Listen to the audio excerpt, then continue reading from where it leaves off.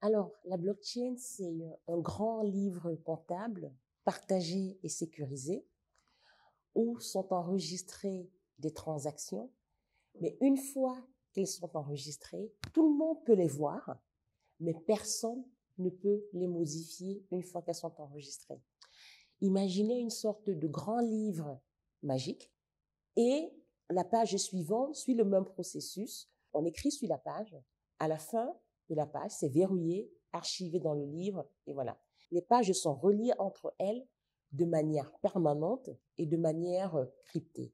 De telle façon que quand on arrive, par exemple, à la 10e page, si on veut modifier une information de la page 1, il va falloir arriver à déverrouiller toutes ces pages. Et la blockchain qui est née en 2009, imaginez le nombre de pages, le nombre de blocs aujourd'hui à devoir modifier si on veut changer une information. Et c'est pour ça qu'à date, c'est le système le plus sécurisé au monde quand il s'agit d'enregistrer des transactions, notamment financières. Aujourd'hui, la blockchain a énormément d'usages. Un des cas d'usage, notamment sur la révolution que ça va apporter dans la finance en Afrique, c'est le concept de tokenisation, qui est finalement le fractionnement des actifs en petits bouts plus petits. Prenez un exemple, vous avez une action d'une entreprise. Récemment, BGFI a annoncé son introduction en bourse. Prenons ce cas comme exemple. Lors de cette introduction, l'action entière de BGFI, elle vaut 50 000 francs CFA. Évidemment, ce n'est pas accessible à tous. Avec le principe de la tokenisation, on pourrait découper en bout de 500 francs et tout d'un coup, vous, nous, moi, toi, tu peux pouvoir participer pleinement à ce marché financier et profiter demain de la valeur créée par cette entreprise qui va reverser forcément des dividendes. Une autre caractéristique de la blockchain sur ce cas d'usage-là sera le fait que ces actifs numériques qui représentent derrière un bout d'action de BGFI pourra facilement s'échanger via une application mobile, donc depuis ton téléphone, tout comme tu envoies du mobile money aujourd'hui à ta maman, à ton frère, à ton ami, tu pourras t'envoyer des actions, tu pourras les acheter, tu pourras les vendre. Voilà. Donc ça ouvre tout un univers finalement à la finance de marché qui n'existait pas aujourd'hui. Et on peut l'appliquer aux actions, aux obligations, donc aux dettes.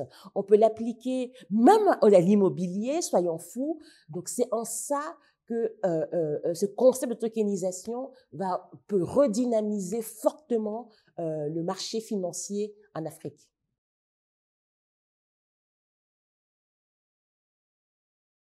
Mais en fait, aujourd'hui, Ejara utilise la blockchain de plusieurs manières, mais je vais en sélectionner une pour rester vraiment sur le marché de la finance traditionnelle et faire le pont.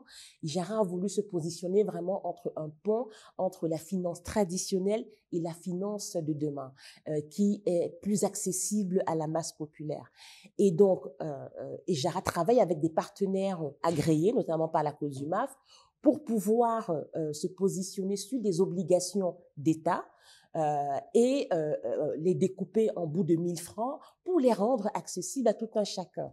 Et ce produit a l'air finalement d'être quelque chose que le marché recherchait, voulait, parce qu'en peu plus d'un an de pilote sur ces petits bouts de dette souveraine, on a réussi à convaincre plus de 100 000 acheteurs uniques de tester au moins une fois ces produits-là.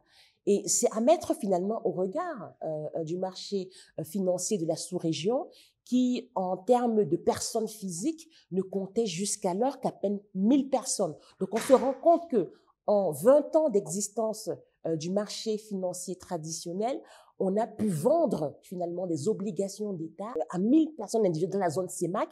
Au Cameroun uniquement, il y a un peu plus de 100 000 personnes qui ont au moins testé une fois parce que c'est facile, c'est accessible, c'est confortable. Depuis son canapé, depuis son lit dans sa chambre, on peut acheter, échanger, vendre et finalement recevoir aussi, percevoir ces intérêts dès que le moment est venu.